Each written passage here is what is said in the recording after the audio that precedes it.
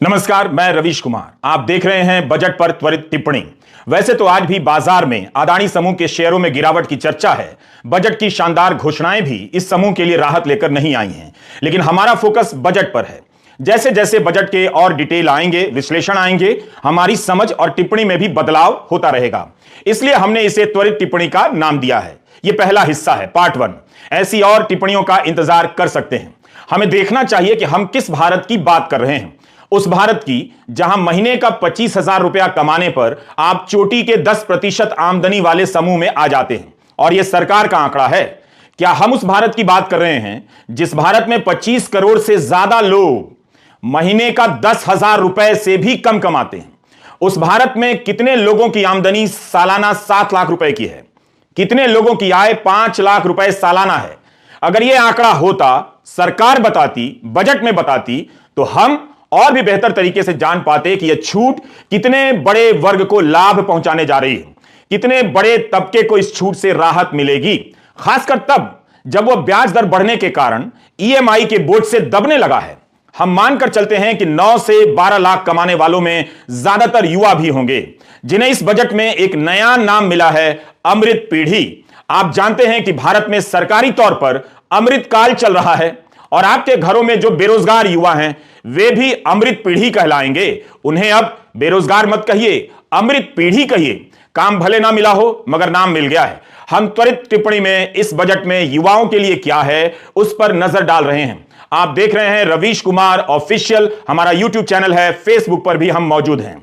भारत के युवा अमृत पीढ़ी कहलाएंगे। 28 जनवरी को एनसीसी कैडेट को संबोधित करते हुए प्रधानमंत्री मोदी ने भी युवाओं को अमृत पीढ़ी कह दिया था। अमृत का संबंध अमर होने से होता है, सत्य और पवित्रता से होता है, लेकिन युवाओं के आसपास बनते और बिगड़ते अवसरों को देखिएगा तो अमृत कम, विष ज्यादा नजर आता है। याद रखिएगा कि हम सभी भूलोक के नागरिक हैं, जिसे मृत्यु लोक कहा जाता है। हम में से कोई भी अमर नहीं है, मगर अमरत्व के बिना अमृत की बात हो सकती है? कैसे हो सकती है? खैर, अब जब हो रही है तो इसे स्वीकार कर लेते हैं। तो हमारे युवा अमृत पीढ़ी के कहे जाएंगे। उनके जीवन में अमृत कितना है जल्दी से बताता हूं, आप त्वरित टिप्पणी देखते रहिए। 7 लाख सालाना कमाने वाला महंगाई से त्रस्त तो होगा ही, शायद वो भी मुफ्त अनाज योजना की कतार में खड़ा होगा। उसकी कमाई पर 0 टैक्स लगेगा, या उसके लिए राहत की बात हो सकती है। अगर इस आय वर्ग की संख्या सामने होती तो हम और बेहतर तरीके से समझ पाते।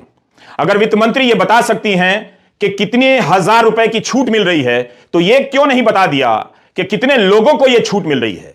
हम इस संख्या पर इसलिए जोर दे रहे हैं क्योंकि भारत में कमाने वालों का बड़ा हिस्सा बहुत मामूली कमाता है, वह टैक्स देने के लायक भी नहीं बन पाता है। यह ई श्रम पोर्टल है। अर्थशास्त्री अरुण कुमार ने इसके आंकड़ों का विश्लेषण किया है। उन्होंने यह लेख द वायर की साइट पर लिखा है। अरुण कुमार का कहना है कि ई श्रम पोर्टल पर 28 करोड़ लोगों ने ई श्रम पोर्टल पर पंजीकरण कराए हैं। इनमें से 94% लोग वो हैं जो 10,000 से कम कमाते हैं। मानकर चला जाता है कि ये सभी असंगठित क्षेत्र से जुड़े होंगे, तो आप इस क्षेत्र की हालत का अंदाजा लगा सकते हैं, जहां 26 करोड़ से ज्यादा लोग 10,000 रुपए से कम प्रति माह कमाते हैं। अरुण कुमार के अनुसार 28 करोड़ का 94% 26 करोड़ से अधिक होता है। अरुण कुमार ने लिखा है कि विश्व बैंक के अनुसार 13,000 रुपए प्रति माह कमाने वाला गरीब होता है, लेकिन यहां तो 10,000 की नौकरी भी नहीं मिल रही है, कम कमा रहे हैं। जिस देश के असंगठित क्षेत्र के 26 करोड़ लोग 10,000 रुपए प्रति माह से कम कमाते हैं, हम जानना चाहते हैं कि उस देश में बजट की इन घोषणाओं में ताली बजाने वाले कौन हैं। ये आंकड़े बताते हैं कि भारत के आम जन की आर्थिक स्थिति क्या है। क्या आप इस सच्चाई से नजर हटा सकते हैं? क्या इतना कम कमाने वाले देश के युवा भी बजट की घोषणाओं के बाद ताली बजा रहे होंगे? बता दीजिए। उम्मीद है पिछले साल मई की यह खबर आपको याद होगी। तब periodic labour force survey PLFS का आंकड़ा आया था। यह सर्वे 2019-20 के लिए था। इसमें बताया गया कि जो भी 25,000 रुपए महीने का कमाता है, वह चोटी के 10% आमदनी पाने वालों में आ जाता है। क्या इसमें कोई बदलाव आ गया है? इतनी तरक्की आ गई है कि लोग 25,000 से ज्यादा कमाने लगे हैं। यह रिपोर्ट बताती है कि भारत में कमाई के कितने कम अवसर हैं। जो भी अवसर हैं वो कम मजदूरी, कम सैलरी वाले अवसर हैं। इस बजट में 6 से 9 लाख रुपए सालाना आय वालों को 15,000 रुपए कम टैक्स देने होंगे। पहले उन्हें 60,000 रुपए देने पड़ते थे, अब 45,000 रुपए टैक्स के तौर पर देने पड़ेंगे। 15 लाख सालाना कमाने वालों को राहत मिली है, ज्यादा मिली है। कम कमाने वालों से ज्यादा राहत ज्यादा कमाने वालों को मिली है, अगर मेरा गणित सही है तो। 15 लाख सालाना कमाने वालों को पहले 1,87,500 रुपया टैक्स लगता था, अब उन्हें 1,10,000 रुपया टैक्स देना होगा। यहां तक इस वर्ग में युवा ही आते होंगे जो अपनी नौकरी शुरू कर रहे होंगे या उनकी नौकरी के कुछ साल हो गए होंगे। निश्चित रूप से यह राहत की बात तो है, मगर इतनी बड़ी भी हेडलाइन नहीं है। महंगाई, स्कूल की फीस, मकान का किराया, ईएमआई, ट्रांसपोर्ट का खर्चा, यह सब देखेंगे तो वह इस राहत का बहुत लाभ नहीं उठा रहा है। उसकी आर्थिक स्थिति में कोई बहुत बड़ा बदलाव नहीं होने वाला है। कायदे से यह छूट तो तब मिलनी चाहिए थी जब कोरोना के 2 साल के दौरान 9 से 12 लाख सालाना कमाने वाला वर्ग करा रहा था। बैंकों के ब्याज दर बढ़ने से उस पर ईएमआई का बोझ बढ़ता जा रहा था और अब भी बढ़ता ही जा रहा है। कोरोना के समय यही वो तबका था जो ईएमआई नहीं चुका पा रहा था। 7 लाख की छूट पर एक राय और आई है, किसी एक्सपर्ट की है। इस बजट में कहा गया है कि नई टैक्स व्यवस्था में 7 लाख की सालाना आय तक कोई टैक्स नहीं लगेगा। मगर अतिरिक्त राय, अलग राय यह है कि पुरानी व्यवस्था में तमाम छूट मिलाकर वैसे भी 7 लाख की आमदनी पर टैक्स नहीं लगता था, क्योंकि 5 लाख तक तो वैसे ही छूट थी और उसके अलावा 1.5 लाख की छूट दी जाती थी। फिर नई पेंशन स्कीम में निवेश करने के लिए 50,000 की छूट मिलती थी। तो एक तरह से 7 लाख वालों को 0 टैक्स की छूट मिलती थी। तो क्या इस ऐलान के जरिए आंकड़ों की बाजीगरी की गई है? इसे आप भी अपने स्तर पर चेक कर लीजिएगा, ठीक से देख लीजिएगा। हम त्वरित टिप्पणी में बात कर रहे हैं अमृत पीढ़ी की। इस बजट में युवा पीढ़ी को नया नाम मिला है, अमृत पीढ़ी का। भारत के युवाओं के जीवन में कितना अमृत है, कितना विष है, वही जानते होंगे। थोड़ा मैं भी बता देता हूं। यह सब हाल फिलहाल की खबरें हैं, पिछले 2 महीनों की। बिहार, उत्तराखंड, हिमाचल प्रदेश, गुजरात से कई राज्यों के नाम छूट गए हैं, मगर ऐसी खबरें हर जगह से सुनाई और दिखाई देती हैं। सरकारी भर्ती की परीक्षाओं की खबरें हैं। हाल ही में गुजरात में पंचायत जूनियर क्लर्क की परीक्षा के लिए 9 लाख से अधिक छात्र तैयारी करने में लगे थे और खबर आती है कि पेपर लीक हो गया है, परीक्षा रद्द हो गई है। उत्तराखंड में भी वन दरोगा की परीक्षा रद्द कर दी गई। तब रद्द हुई जब रिजल्ट निकल चुका था। दिसंबर 2019 में वन दरोगा की परीक्षा का ऐलान होता है, परीक्षा होती है और 2 साल बाद दिसंबर 2022 में इस परीक्षा को कैंसिल कर दिया जाता है। अमृत पीढ़ी के 2 साल बर्बाद हो गए। पिछले ही महीने उत्तराखंड में पटवारी लेखपाल की परीक्षा रद्द हुई। अभी हाल में हिमाचल में सिपाही भर्ती परीक्षा में पेपर लीक को लेकर सीबीआई ने 7 राज्यों में छापे मारे। पिछले साल मई के महीने में पेपर लीक के कारण यह परीक्षा रद्द कर दी गई। राजस्थान में 2nd ग्रेड टीचर के general knowledge paper leak case में जिन लोगों के नाम आए, जयपुर में उनके घरों और कोचिंग सेंटर के अवैध निर्माण गिरा दिए गए।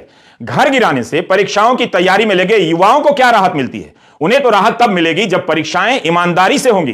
क्या यह अमृतकाल की तस्वीर हो सकती है? इन खबरों को देखकर कौन कह सकता है कि भारत की युवा पीढ़ी अमृत पीढ़ी हो गई है? तो आप देख रहे हैं बजट पर हमारी त्वरित टिप्पणी। अमृत पीढ़ी से पूछ लीजिए कि रोजगार की क्या हालत है। जिस देश के युवाओं को ईमानदार परीक्षा व्यवस्था ना मिलती हो, उसे अमृत पीढ़ी कहना अमृत का ही अपमान है। धर्म की राजनीति में फंसे युवाओं को पता ही नहीं चलेगा कि अमृत पीढ़ी कहकर उनका अपमान किया गया है। आर्थिक सर्वे में दावा किया गया है कि 2018-19 में बेरोजगारी की दर 5.8% थी, जो 20-21 में 4.2% हो गई। आंकड़ा 2 साल पुराना है। इसकी तुलना 2018-19 के बेरोजगारी के आंकड़ों से की जाती है। सर्वे में 21-22 या 22-23 के लिए बेरोजगारी दर का कोई डेटा नहीं दिया गया है। कम से कम आर्थिक सर्वे में ताजा आंकड़े दिए जा सकते थे। इस समय के आंकड़े तो ऐसा नहीं कहते कि रोजगार बढ़ रहा है, बेरोजगारी घट रही है। CMIE, centre for monitoring Indian economy का डेटा है कि जनवरी में बेरोजगारी की दर 7.1% रही। 2 साल पहले का आंकड़ा देकर बताया जाता है कि बेरोजगारी घटी है। यह है अमृतकाल की अमृत पीढ़ी का हाल और उसका अस्तित्व। बजट में 7 प्राथमिकताएं बताई गई हैं। इसमें से एक प्राथमिकता नंबर 6 है, जो युवाओं को समर्पित है। इस बजट में प्रधानमंत्री कौशल विकास योजना 4.0 लॉन्च की गई है। ओ 3 साल के भीतर लाखों युवाओं को coding, artificial intelligence, robotics, IoT, 3D printing, drones और सॉफ्ट स्किल्स में ट्रेनिंग दी जाएगी। 2015 में स्किल इंडिया लॉन्च की गई थी। 7 साल बाद इससे कितने युवाओं को ट्रेनिंग मिली है और इसके बाद जो रोजगार मिला है वो कैसा है? कितनी सैलरी का रोजगार है, हम नहीं जानते हैं। अगर यह योजना सफल है, तब फिर हमारे युवाओं की कमाई 10,000 से कम या 25,000 से कम क्यों है? राज्यों में 30 नए इंटरनेशनल स्किल सेंटर बनाने की बात हुई है, ताकि बाहर के देशों में जो अवसर हैं उसका लाभ हमारे युवा उठा सकें। लेकिन इस योजना के पुराने संस्करण का क्या हुआ? सबसे पहले 2017 के बजट में अरुण जेटली ने 100 इंडिया इंटरनेशनल स्किल सेंटर खोलने की बात की थी। याद आया आपको? अरुण जेटली ने 2017 में 100 इंडिया इंटरनेशनल स्किल सेंटर खोलने की बात की थी। 2017 अगस्त में ही बताया गया था कि 14 सेंटर खुल भी चुके हैं और इस बजट में कहा गया है कि 30 खुलने वाले हैं। लेकिन अब आप पिछले साल 16 अप्रैल 2022 की पीआईबी की प्रेस रिलीज देखिए। पीआईबी सरकारी विभाग है, इसके जरिए सरकार अपनी सूचना जनता को देती है। प्रेस रिलीज में कहा गया है कि केंद्रीय मंत्री धर्मेंद्र प्रधान ने भुवनेश्वर में भारत का पहला skill India international centre launch किया है। बताइए, यहां पर national academy for skill teachers training बनाया गया था। जिस योजना में 2017 में 14 सेंटर बन गए थे, उसका पहला सेंटर 2022 में कैसे उद्घाटित किया जा रहा है? क्या पुरानी स्कीम को रीपैकेज करके आपको दिखाया जा रहा है? तो ठीक से देखिएगा। प्रेस रिलीज में दावा किया गया है कि ओडिशा के 75 लाख युवाओं को स्किल ट्रेनिंग के दायरे में लाया जाएगा। इसी तरह 12 मई 2022 की पीआईबी की प्रेस रिलीज में कहा गया है कि वाराणसी में स्किल इंडिया इंटरनेशनल सेंटर स्थापित किया जाएगा ताकि संयुक्त अरब अमीरात में रोजगार के अवसरों के लिए कुशल कार्यबल तैयार किए जाएंगे।